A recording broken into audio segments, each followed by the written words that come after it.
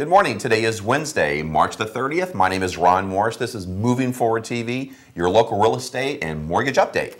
And I am Delynn Gaston. Welcome to the show. Today we're very excited. We have a special guest with us, Danny Logue from Pillar to Post Home Inspections. And we're going to get right on with Danny in a moment.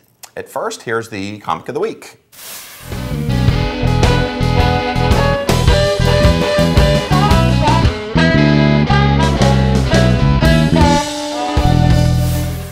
Welcome to the Realtor Spotlight portion of today's program. I have with us today Howard and Janine Metz of the Metz Group of Keller Williams. Tell us a little bit about yourself, guys. Thanks, Ron, for allowing us on the show, and Lynn. Thanks for the opportunity. The Metz Group at Keller Williams has been helping people buy and sell real estate for the past 12 years. We're full-time, full-service real estate consultants that enjoy helping people buy and sell homes.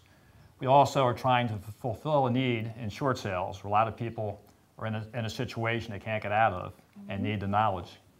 I received the designation of Certified Distressed Property Expert, CDPE, and have been doing short sales for the past 4 years. We also have an attorney that offers a free consultation for our clients that are in pre-foreclosure. Just to make sure that the short sale is the right decision for you. And to view their properties that they're going to highlight, they're going to talk about 2 different properties. If you click on the banner below, they'll discuss those couple properties that they're trying to highlight for us today. And hopefully the realtors out there or somebody else will have a buyer for them. Come sell our home. Absolutely. And now for something completely different. We wanted to welcome Danny Logue with Pillar to Post with us. He's one of our original sponsors as well. And I've known Danny for 7-8 years now, a long time. Danny's been in the industry, in the inspection industry, for about 10 years. And he's personally done over 7,000 inspections out there, which is a little mind-boggling to me. And actually, Danny brought something to my attention. I imagine most people do not know this. I didn't until Danny just told me this. Effective July 2011, the inspectors have to be licensed. Now, Danny has already completed the education and the license requirements for that. Actually, I think you were one of the first ones to get the license. Go, Danny. Make sure the inspectors that you're using out there are licensed after July, correct? Better yet, call Danny and have Danny help you out. And I think a lot of you already know Danny. As we go and make our rounds out on the road and everything, a lot of you have already said, oh yeah, Danny, we know him. So we wanted to make sure that, that everybody uses him.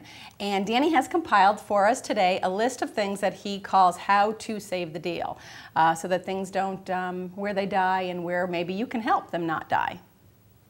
How we doing, everybody? As Delynn said, during the course of doing 7,000 inspections, I've seen a lot of deals fall apart that could have been salvaged. Some of them were due in part to the realtor. Some of those are due to things that are out of your control.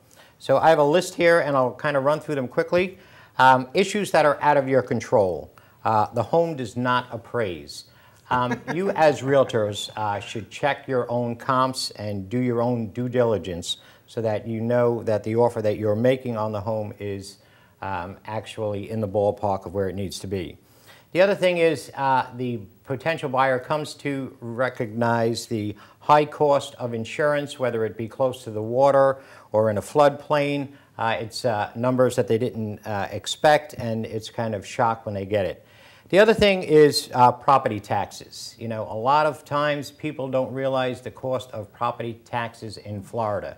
You know, especially people coming from up north, you know, and again, it's sticker shock, and that kills the deal.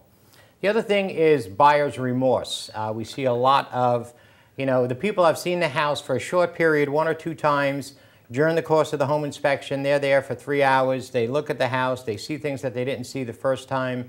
And I've had, you know, buyers come up to me and say, I don't want this house, get me out of this deal, or, you know. Ouch. So. Ouch. You know what, Danny, if I can interject real quick, you know, that brings up a good point. Sometimes, do you prefer having the buyer there while you're doing your home inspection, or would you prefer they not be there and you just send them the report afterward? I personally prefer both the buyer and the agent there. My experience is the deals tend to go through smoother with them there and hearing it firsthand rather than reading it, because a lot of times the inspection report can be scary. Scary. You know, very scary. When you could read it and hear it and physically see it, there's less chance of, of Right, it being right. a potential It's not problem. necessarily as big of an issue. Right. Right. Right. The other thing is home inspection related items. You know, during the course of the inspection, you know, they come to realize that the house is in a lot worse condition, especially now with foreclosures, you know. Now more than ever, the home inspection is a critical part of the transaction. The other one is outside influences. It always seems like a person that does not have a vested interest in the transaction has got the biggest opinion. Family member? Yes, yes. Right. So, and then the other one is the client comes to realize that they cannot afford the home. You know, once they start putting a pencil to the mortgage, the insurance, the taxes, the HOA dues, you know, during the course of the inspection or shortly thereafter, you know, they realize that they're priced out of the inspection. Those are basically items that were out of your control. Now we're going to focus on items that are within your control. The one we see quite often is the client is not pre-approved. You know, they've gone, they've made the offer, they go through the inspection process, only to find out that, you know, their financing isn't in place. Then number two is work with a reputable mortgage broker. I cannot tell you how many times, you know, deals fall apart because, you know, they get a pre-qualified letter from, you know, that's not really a pre-qualified letter, and they're looking at a house that they're way in over their head, and it turns out, you know, that the whole deal goes south. Right. You just had somebody yesterday like Right. that, didn't you? And actually, in reference to that, Danny was kind enough to refer somebody to me, a first-time home buyer, a couple months ago that I think I was the third mortgage person to touch it, and you had inspected several homes for them, if I recall, Right. Oh. and we were able to put them in the home thanks to kind of to Danny and After two other people kind of working together. denied it. Right. Absolutely.